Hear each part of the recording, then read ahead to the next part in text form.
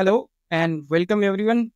आज मैं बात करने वाला हूँ collaboration between private and public sector companies in space and defence sector के बारे में।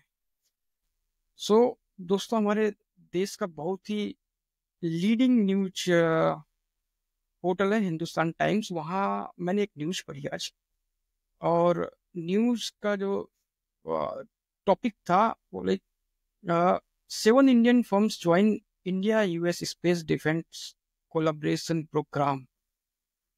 So, and it was like it is very much positive news.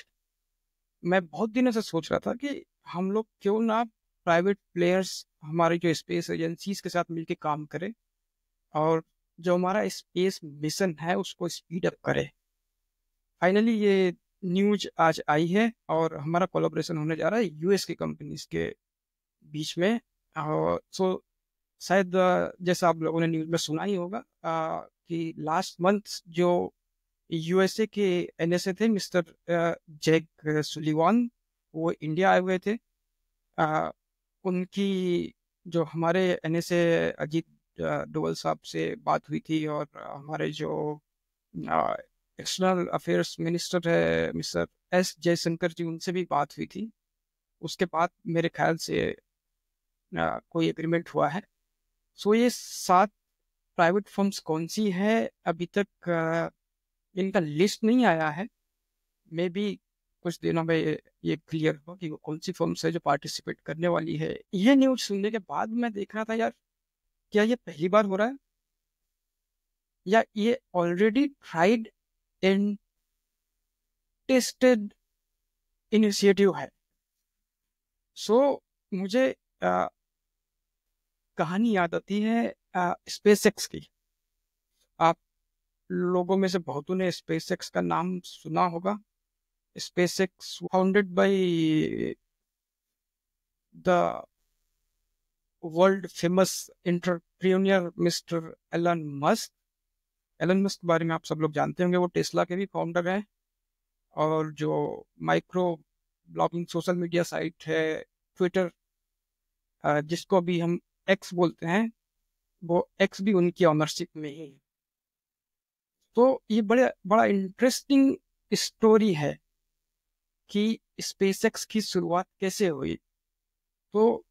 Mister Musk का विजन था कि जो स्पेस ट्रेवल है उसका कॉस्ट उनको रिड्यूस करना था। तो वो उस बारे में सोच ही रहे थे, and he was kind of जो नासा में काम हो रहा था उससे वो सेटिस्फाई नहीं थे। He was kind of dissatisfied with NASA's lack of concrete plan for a human mission to Mars. 2002 से ही एलन मस्क के दिमाग में ये था कि मुझे जो है मनुष्य को मुझे मार्स पे भेजना है, राइट। और उनको लग रहा था कि कहीं ना कहीं नासा के पास इस डायरेक्शन में कोई कंक्रीट प्लान नहीं है। तो उनको आइडिया आया कि चलो अभी मैं ही कुछ करता हूँ। उन्होंने इस डायरेक्शन में इनिशिएटिव लिया, और उन्होंने स्पेसएक्स नाम की कंपनी बनाई उस टाइम पे। उसके बाद में स्पेसएक्स ने काम चालू किया। उनको कई सारे चैलेंजेस आए। जब यू नो व्हेन फैल्कन 1 था, वो सक्सेसफुली ऑर्बिट में रीच किया, और ये उनका पहली सफलता। And it's like this achievement of SpaceX was marked as a pivotal moment, for the private space flight. उसके बाद आता है कि उन्होंने मेजर माइलस्टोन्स कौन से अचीव किए SpaceX, right? Over the year, SpaceX has accomplished several historic milestone. In 2010, SpaceX's जो ड्रैगन स्पेस क्राफ्ट था, वो शायद हैवीएस्ट स्केप अभी तक का स्पेस क्राफ्ट है जो लॉन्च किया गया है। उसके बाद उन्होंने पीछे मुड़ के नहीं देखा। And in 2015 SpaceX achieved another groundbreaking milestone with the successful vertical landing of Falcon 9 rocket, the rocket's first stage, right? This innovation of reusability drastically reduce the cost of space launches. तो जो launchers होते थे वो एक बार जाते थे, वो एक ही बार वो रीयूज नहीं हो पाते थे। जब तो उसके बाद 2020 में स्पेसएक्स पहली प्राइवेट कंपनी बनी जिन्होंने एस्ट्रोनॉट्स को जो इंटरनेशनल स्पेस स्टेशन के ऑर्बिट में भेजा था। वो नासा का कमर्शियल क्रू प्रोग्राम था, but again SpaceX was first company to achieve this. तीसरी जो बात आती है, राइट, वो एफिशिएंसी की आती है। अभी जो काम नासा करता था वर्सेस जो काम SpaceX कर रहा है, राइट, उनकी अगर एफिशिएंसी कंपेयर की जाए तो SpaceX के जो लॉन्चेस है वो काफी कॉस्ट इफेक्टिव रहे हैं। सिंपल चीज है, उनके रॉकेट्स रीयूजेबल है। अब एक रॉकेट को बनाने में बहुत कॉस्टिंग आता है, प्लस बहुत टाइम भी जाता है, लेकिन अगर हम उसको रीयूज करने लगे तो उसका बनाने का कॉस्ट और टाइम दोनों बच जाता है, और SpaceX ने ये चीज अचीव कर चुके हैं लोग। So NASA saw in average cost overrun up 90% over 16 missions, and SpaceX saw an average cost overrun of 1.1%. सो अगर आप देखोगे कि किसी मिशन को कंप्लीट करने के लिए नासा ने अगर कोई कॉस्ट एस्टिमेट किया है, उससे उनको एवरेज 90% ज़्यादा कॉस्ट लगता था। अगर उन्होंने देखा कि मैं 100 करोड़ में काम करूंगा तो वो 100 करोड़ में नहीं हो पाता, तो उनको 190 करोड़ लगते थे वो काम को करने में। वही SpaceX ने सेम काम अगर उन्होंने बोला है कि मैं 100 करोड़ में करूंगा, तो उन्होंने 101 करोड़ में वो किया, 1% का कास्ट ओवररन करके किया। अब अगर टाइम वाइज कंपेयर किया जाए तो SpaceX project tended to take in average अब about 4 years, while NASA's project averaged about 7 years. So NASA को एक प्रोजेक्ट को कंप्लीट करने में लगभग 7 साल लगते थे, वही काम करने के लिए SpaceX को 4 साल लगते थे। तो इन्होंने 90% कॉस्टिंग बचाया, प्लस आपके 3 साल भी बचाए। This is how the private public partnership is helping. अभी SpaceX का क्या है, जो डेवलपमेंट साइकिल है, राइट, सो वो है faster development cycle. SpaceX adopt in iterative and agile development approach instead of waiting for perfection. The company tests technologies in real world conditions, learn from failures, and rapidly iterates. The approach enables SpaceX to develop and deploy such faster than NASA's traditional development cycle. So आपने सुना होगा agile process के बारे में, तो वो agility का दूसरा है innovative technologies. SpaceX has pioneered in several cutting-edge technologies such as the Merlin engine used in the Falcon rockets and the Dragon spacecraft. These innovations have proven to be both reliable and cost-effective,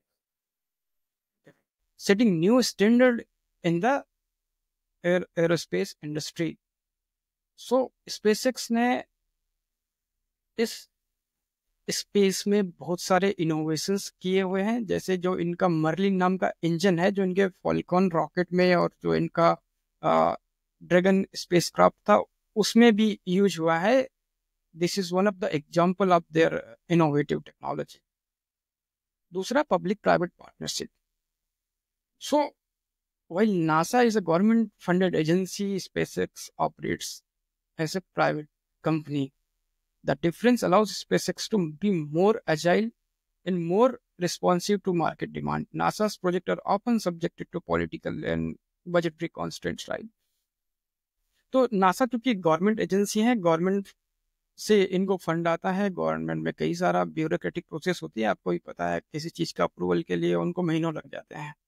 वहीं SpaceX एक private company, उनको कुछ करना है तो उनको करना है, उनके यहाँ ब्यूरोक्रेसी नहीं है उस बीच में। राइट। इसीलिए वो लोग फास्टर और एफिशिएंट डेवलपमेंट कर पाते हैं, राइट। अभी हम लोग बात करते हैं collaboration efforts and the future prospects की, कि ऐसे कोलैबोरेशन के फ्यूचर प्रोस्पेक्ट क्या होते हैं, right. So despite the difference, SpaceX and NASA have collaboratively relationship. NASA's commercial crew program, for example, has leveraged SpaceX capabilities to transport astronauts to the ISS. Innovation and technology पे ये heavily rely करते हैं। वहीं NASA जो है, इनका focus होता है साइंटिफिक रिसर्च के ऊपर। सो ये जो एग्जाम्पल है, ये टेस्टेड एंड ट्राइड मेथड है। ये ऑलरेडी अगर आप स्पेसएक्स को देखा जाए तो 2002 में द कंपनी वाज फाउंडेड, और लगभग 2 दशक का इनका कोलैबोरेशन है, और ये लोग बहुत अच्छे से काम कर रहे हैं, राइट। सो जो भी ये नया एग्रीमेंट है, राइट, सो जो भी ये नया कोलैबोरेशन हो रहा है अभी हमारे देश की प्राइवेट कंपनीज के बीच में एंड यूएसए के बीच में, राइट, वहाँ से टेक्नोलॉजी ट्रांसफर होगा।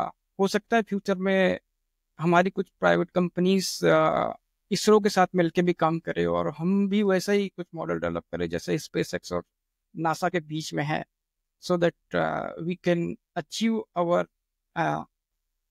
space goals faster, right?